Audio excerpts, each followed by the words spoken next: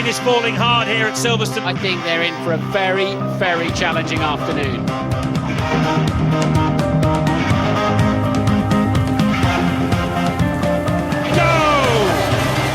And look at Hamilton down the inside. The crowd goes mad as Lewis Hamilton sighs on the inside, but Kovalainen's not having that. He looks in his mirrors to see where Hamilton is. He's squeezing his teammate. Hamilton has to back out of it. It's hero and zero stuff every corner. Look how hard the rain is falling now. Felipe Massa, and everyone's flashing past him. It's a day for facing the wrong way on a racetrack. This is where Mansell passed Piquet. Hamilton has gone past Kovalainen in an equally memorable pass.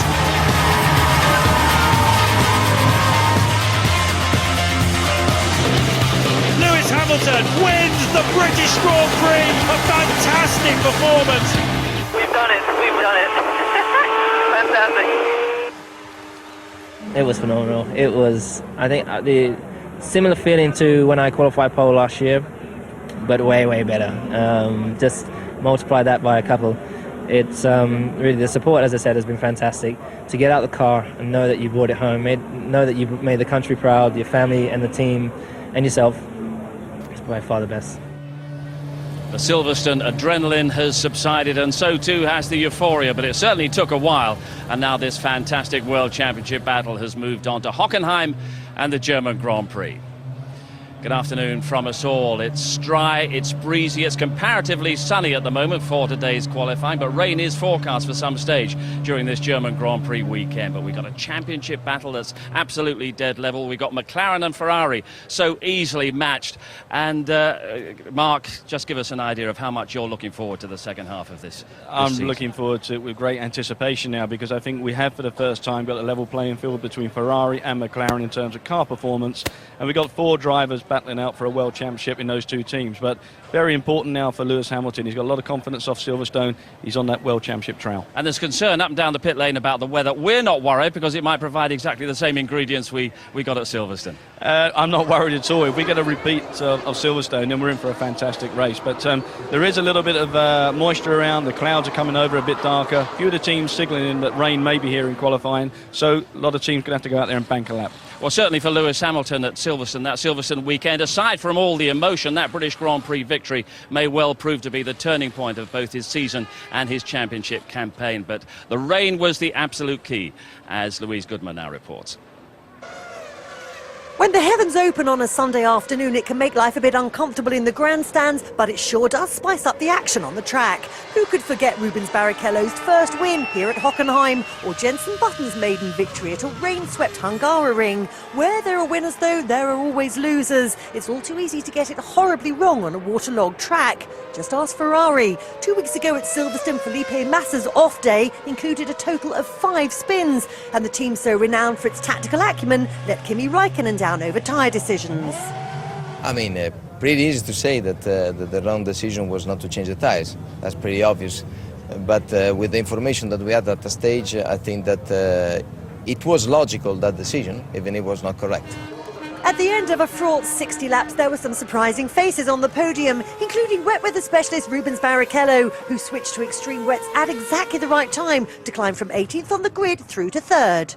Whoever at that time looked at the sky and said, oh, today is going to be wet, and I don't like that, already put himself into a bad perspective for the race. And when I saw the sky, I just loved it, because it was my only real chance of doing well.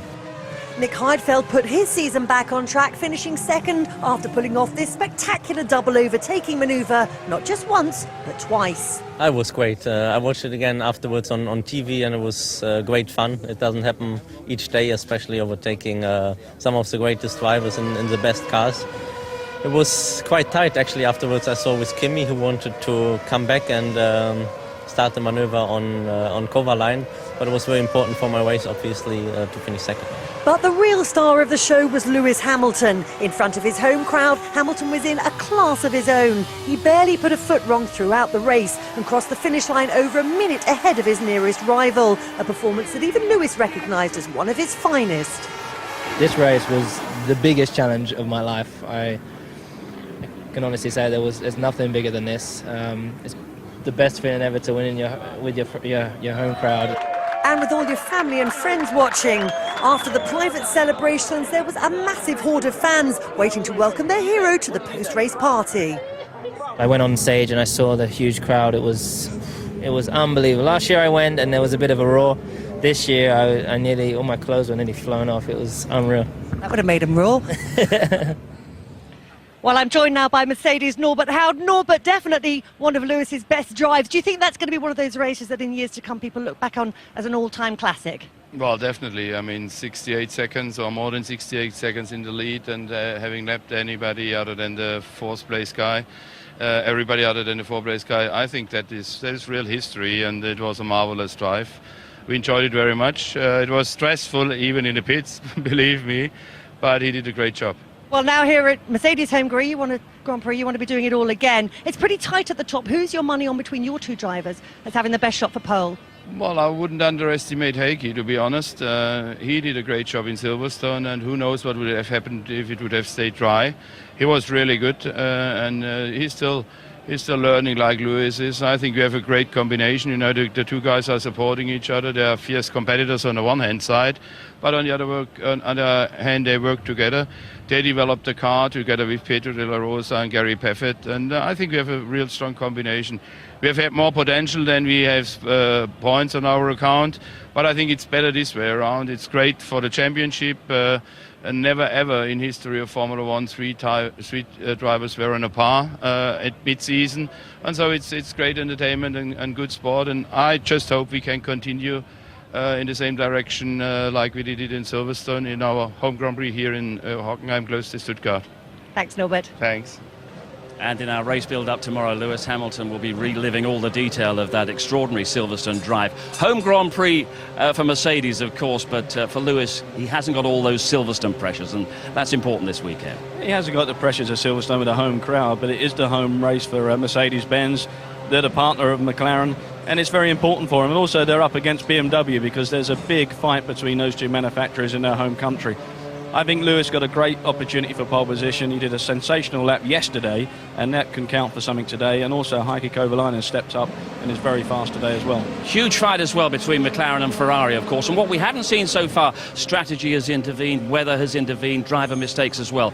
We haven't seen a clean-cut, level battle, and we might get that this weekend. I think if the weather conditions stay dry, Stephen, I think that's the first time we will see the battle, because for once it seems that Ferrari and McLaren are even on car performance. It's just down to the guys behind the wheel, and there's nothing much between those guys either. So, you know, as you say, first time, great battle on their hands. Well, Ferrari, despite all their problems at Silverstone, have still got a significant lead in the Constructors' Championship. 14 points over their great rivals BMW, with McLaren 10 points further back.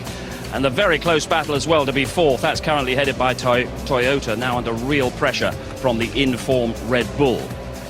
But the Drivers' Championship, well, that's never been tighter. A three-way tie. Hamilton, Massa and Raikkonen. Hamilton ahead on count back. Kubica 2 points back. The top four have all headed the championship at some stage. And Nick Heidfeld also has the potential to make it a five-way battle. It almost feels as if the season is starting from scratch. And Ted Kravitz has been looking at how we got here and how it might all unfold.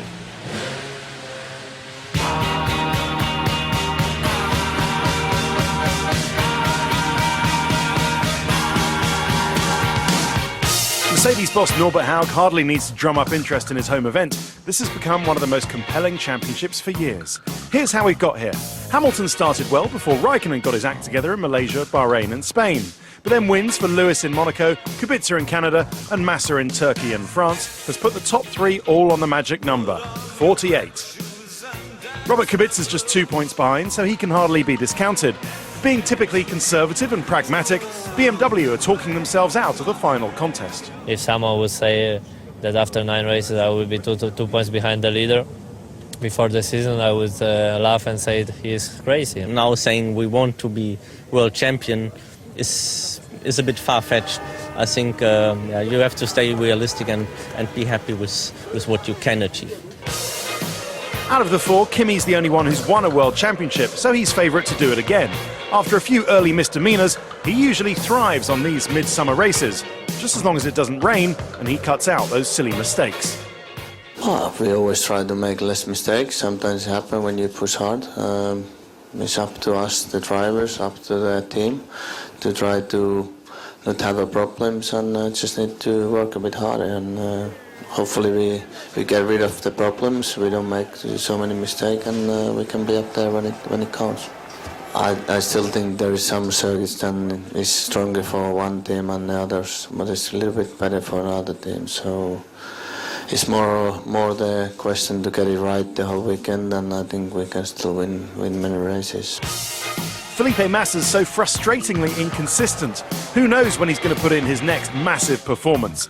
And Felipe is aware that he and Kimi are taking points off each other. For the team, it's an advantage for sure, because we have two drivers with possibility to score many points. That can be very important for sure for the Construction Championship. But it's Hamilton who has the momentum to add to his 48 this weekend. It's easy to forget Lewis is only starting his 27th race. It's unreal that all three of us, or all four of us, have had the same points. I mean, last year I had a lot more points at this stage. I think we've caught Ferrari, and I think we're more or less with them, if not perhaps a little bit ahead of them. But it really depends on the conditions as well. I think in warmer conditions, it tends to favour them a little bit more, and they seem to still use their tyres a little bit less than us. The cool conditions here should give McLaren an advantage, and Lewis is relieved that he's done with the pressures of Silverstone. It's going to be a big weekend, but a lot more relaxed, I think, and I'm really just going to enjoy it. That's the most important thing. If you can enjoy it, and that's when things seem to go a lot better. I enjoyed last Sunday more than anything, so. And we hear from Lewis there. They think they've caught Ferrari. They might even be ahead of them. You've seen evidence of that as well. I think definitely that Ferrari and McLaren are evenly matched in terms of performance. What is a worry, and Lewis alluded to it, is tyre management, and that tyre management when conditions are hot. That's when Ferrari come into their own. McLaren use the tyres a little bit more. Lewis definitely uses the front tyres a little bit more as well. But these cool conditions should suit McLaren more so than Ferrari. But in terms of the Drivers' Championship, how important is it that the two Ferrari drivers, Raikkonen and Massa, are battling each other, taking points off each other? Well, I think there's that situation that they will carry on throughout the rest of this season, having between each other, and maybe that's an advantage for Lewis just to get his head down and make some headway. But I don't think that's a problem for either driver or team. They're all out there to try and win the World Championship, and either one of them at this point has got the possibility, but Lewis is definitely on track to pull it off. Well, during the course of this German Grand Prix weekend, we heard of the first driver change for next season. Sebastian Vettel, the young Toro Rosso driver from Germany, is switching to take David Coulthard's place at Red Bull, and that's a move that keeps Vettel within the Red Bull stable. May help to resolve the immediate future of Fernando Alonso as well. Louise Goodman was there at the announcement. There was no surprise at Thursday's announcement. Sebastian Vettel was always in the frame for the second Red Bull seat. My target is clear. I want to progress. I want to step forward, to move forward, to step up. And I think if you look at the results achieved by Red Bull Racing over the last couple of years, you can see that there's a clear tendency going upwards. So that was one of the main criteria. Apart from the very, very good relationship I have. I mean, they have been supporting me since I was a little kid. I think he's one of the most exciting young talents currently in Formula One, and we've decided that in Mark and in Sebastian we got the perfect balance of experience and youth, and a driver with a great deal of potential. It's very good for Red Bull because there's not a huge amount of young, very, very good sort of prospects that have good experience, so it's a real good catch for the team, I think. You were memorably and quite audibly less than complimentary about him towards the tail end of last season when you had to come together in Fuji. Has that resulted in any awkwardness between you? It hasn't, no. We've had a lot of good chats since then, actually, about training and all sorts of different things. So he's actually not a bad bloke for the nationality. So far, I mean, I get along very well with him. He's a very funny guy, and so I'm looking forward to next year, obviously. I think he has always shown that he's a very, very strong driver, especially in qualifying. But when you want to fight for the World Championship, you have to beat the best guys up there. It seems he beat one of the best guys to the Red Bull drive. Fernando Alonso's talks with the team stalled over his $30 million plus price tag and insistence on just a one-year deal. We had some brief discussions, but he's currently contracted with Renault, and the terms that potentially he was looking at, with a short-term relationship isn't in our interests and probably not in Fernando's either.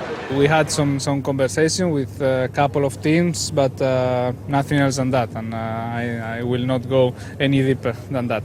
You know, Fernando obviously has got a proven track record in terms of World Championships, but he's also been slightly unsettled over the last couple of years, and there's no certainty that he'd be any more settled here if things didn't quite work out as he expected. You know, the goal obviously this year is to try and finish fourth in the constructors, and then for next year it will be to try and move up, and that's a massive step, so you need continuity. Yes, Red Bull is a team really finding its form at the moment. A good move for Vettel then. A great move for Vettel and a great move for Red Bull. I think they've analysed him in the sister team, Toro Rosso, over the course of this season. They definitely feel he's got potential. I feel as a driver, looking at another driver, he's got huge potential, could be a big star in the future.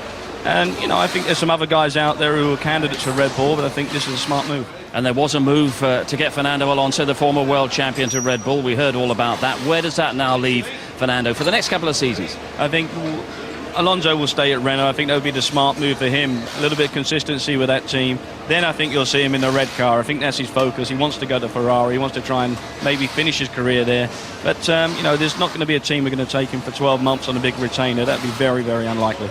But here at Red Bull, they're very conscious of the thought that maybe they're putting some pressure these days on BMW. Big race, the home race for BMW here at Hockenheim, and Ted Kravitz is down there with some news. Yes, Steve. Well, the big news from morning practice is problems for BMW Championship contender Robert Kubica. I'm down here with test driver Christian Klein. What happened? Well, we broke the drive shaft on one side of Robert's car. So that meant, you know, he lost 14 minutes of the last session. But, you know, for qualifying shouldn't be an issue. So no problems with the gearbox, which means he won't take a 5-place drop. But it does mean that he didn't manage to do a qualifying simulation at the end of the session. Actually, you know, we never do really a qualifying simulation. You know, Robert is actually normally quite comfortable with putting the fuel out of the car and you know, getting the qualifying lap done. I don't think it's a big problem. He lost a bit of time yesterday in free practice already when he spun off, but he did all his setup work, so he's actually quite comfortable. Okay, and very quickly, the tricky bit we have to watch out for, last part of the lap, last few corners? Yeah, the last, you know, the last section, the stadium is actually very important. You can easily lose a lot of time there because it's the end of the lap. The tires are lost already their peak of the good grip, and we saw a lot of times in free practice already the drivers lost time in the last stadium. Okay, great. Thanks, Christian. So the big home race for BMW. Is there a thought, Mark, that they might fuel light and try to grab pole position? I think that's a possibility. I really do. I think they would love to have a front row and BMW being there for the press tomorrow in Germany. But with those problems, especially with Kubica's car, maybe they're thinking differently at the moment. They were not very quick this morning. Both Heifeld and Kubica were at the bottom of the timesheets. OK, for the moment, let's move our attention away from all the current issues. And over the last few months in our build-up to the races, we've been taking a look at Martin Brundle in the seat of some famous Formula One cars that have featured in 60 years of the British Grand Prix at Silverstone. And Martin can now present a sort of overview of what he's learned from it all. I recently had the privilege of driving 6 cars representing each of the 6 decades of Formula One racing, all in the same day at Silverstone. Let's see how they compared.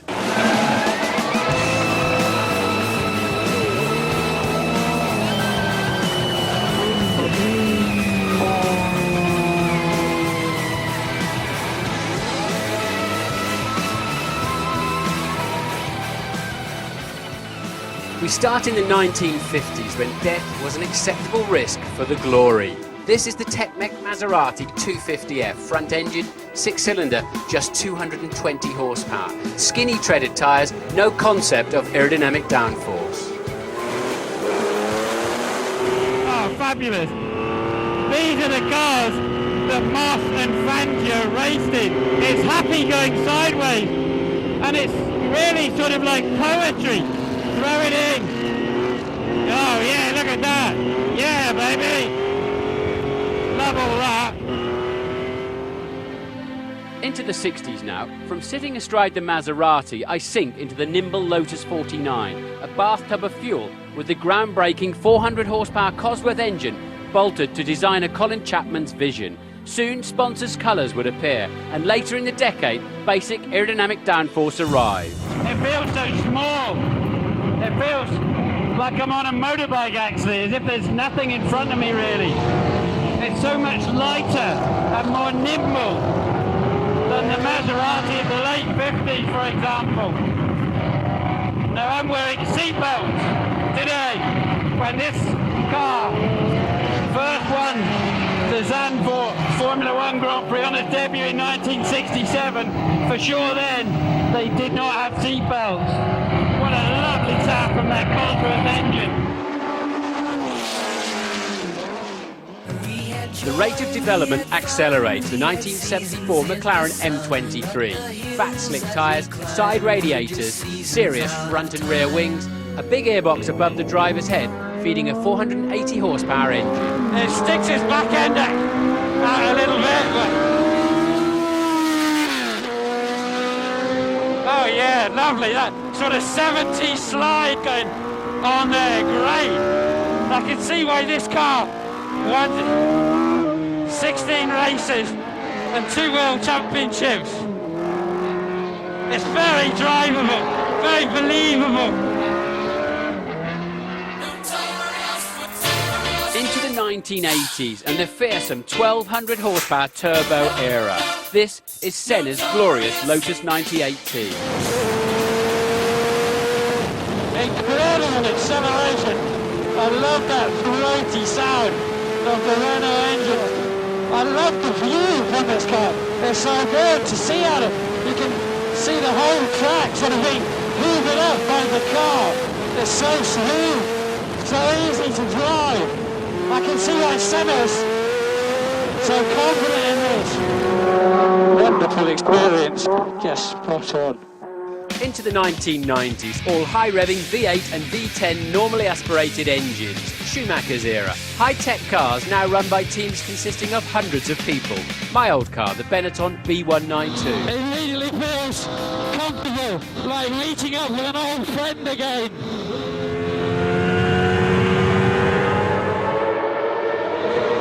This car was always easy to set up. No traction control in these little babies. Oh, great. Finally, today's cars. Just 605 kilograms, including the driver. Cornering and braking at 5 times the force of gravity. High-revving V8 engines. Exquisite aerodynamic detail and complex electronics make this era easily the fastest Formula 1 cars of all time. I don't even think about the gearbox. It's so incredible, so instinctive to use. Incredible brakes.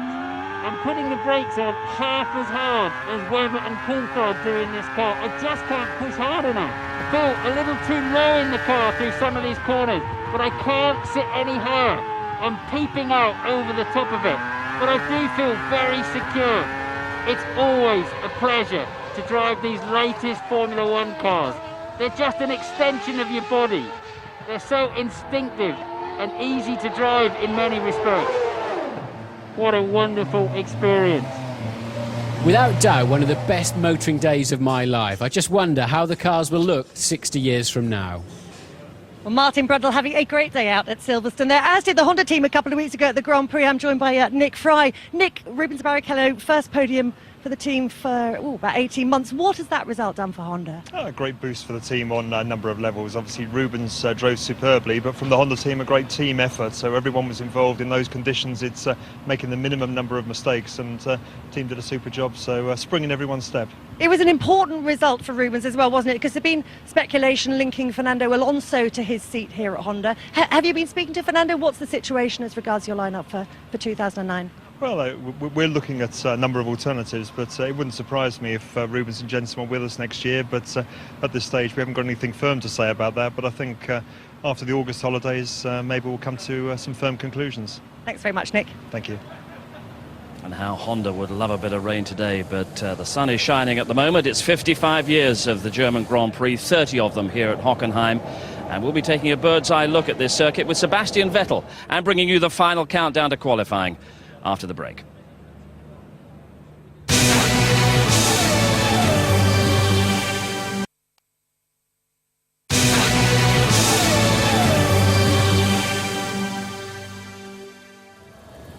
It's qualifying for round 10 of the Formula 1 World Championship. We're at Hockenheim for the German Grand Prix. just about halfway between Frankfurt and Stuttgart, and a circuit that's changed from a high-speed blast through the forest to a very technical stadium layout. Toro Rosso Sebastian Vettel is our guide on this, his home circuit, and it's a circuit guide from 30 feet in the air instead of just behind the driver's shoulder.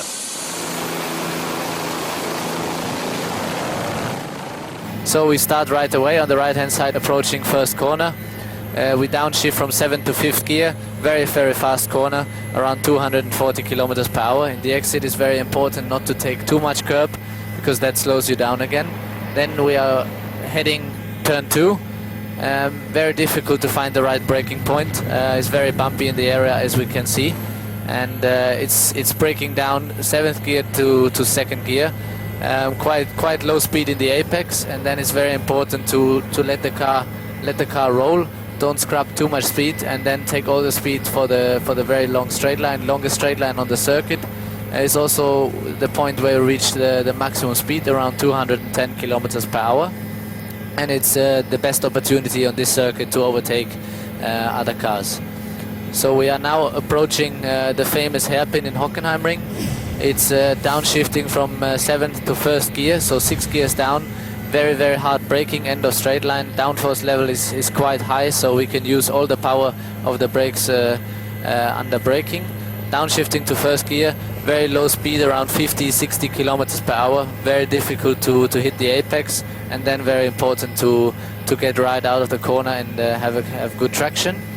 We are approaching the new Mercedes Arena. The light right-hander you can see here is easy flat. It's not a problem at all. The most important thing is to go back on the right-hand side and to focus on the braking point. It's very difficult to find. There are not a lot of references, so you really need the board's 150 meter signs on the right-hand side. Then going all inside to the apex, not being careful not to take too much curb, is quite bumpy there as well. And then we are already heading the exit of Mercedes Arena, which is easy flat in a Formula 1 car, around 200-240 kilometers per hour. But if you mess up the line out of Mercedes Arena, then you are in problems there. Now we are coming to my favorite point on the circuit. It's entry of the stadium. Very fast corner. I think the quickest on the circuit, 240-250 kilometers per hour. In qualifying even more. In the exit it's very important to let the car run. Use all the curb you have, and then a short upshift to 6th gear before we downshift to 2nd gear again for Sachs corner.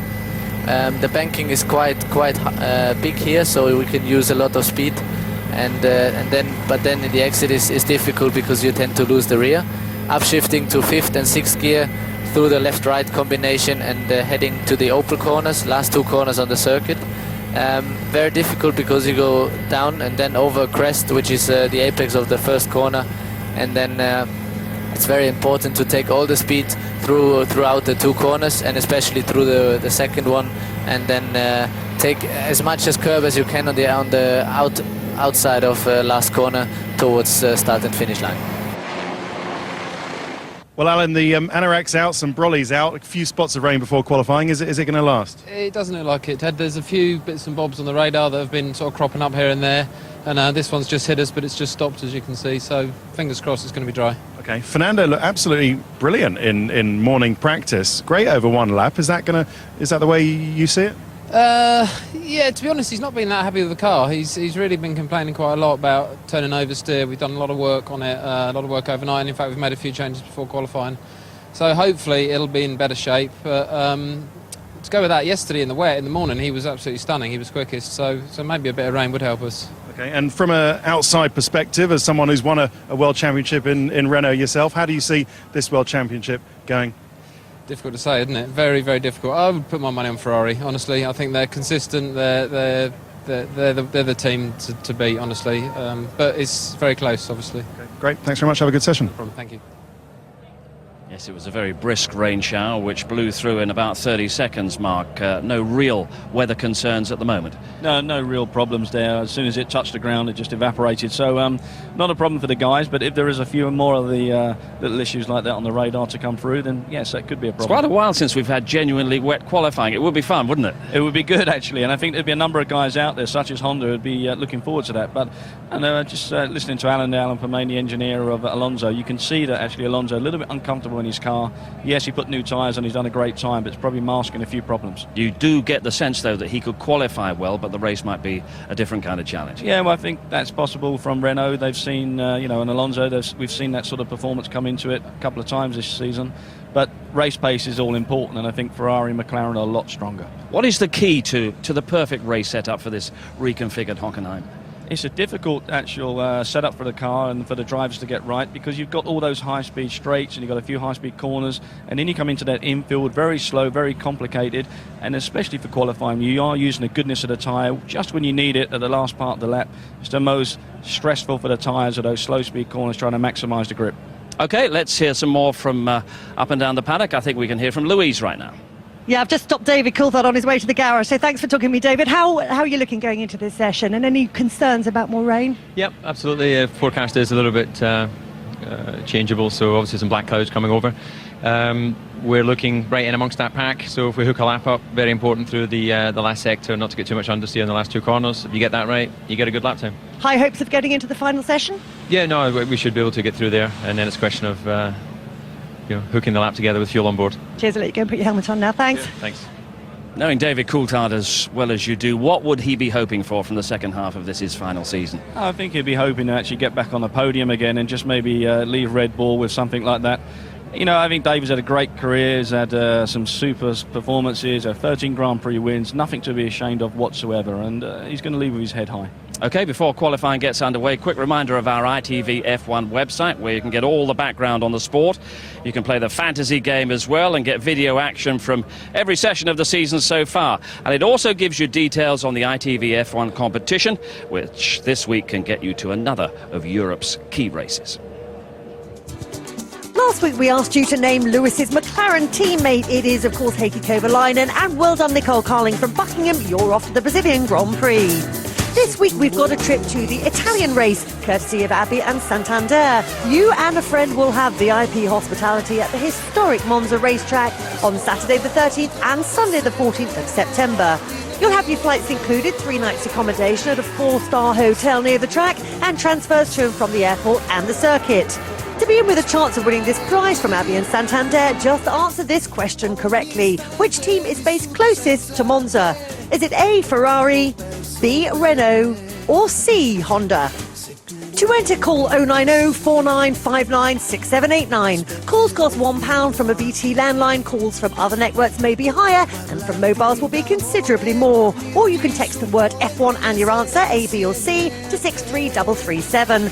Text cost £1 plus 1 standard network rate message. Digital, satellite and cable viewers can enter by pressing their red button now. You can also enter for free at itv.com until 5 p.m. on Friday the 25th of July. Entrance must be 18 or over, and lines close at 5 p.m. on Tuesday the 22nd of July. Entries made after closing time won't be counted but may still be charged. Who, after a fortnight of British Grand Prix celebrations and other very varied commitments, well, it's back to business, and he'll be determined to produce his best form after those qualifying problems at Silverstone on the Saturday.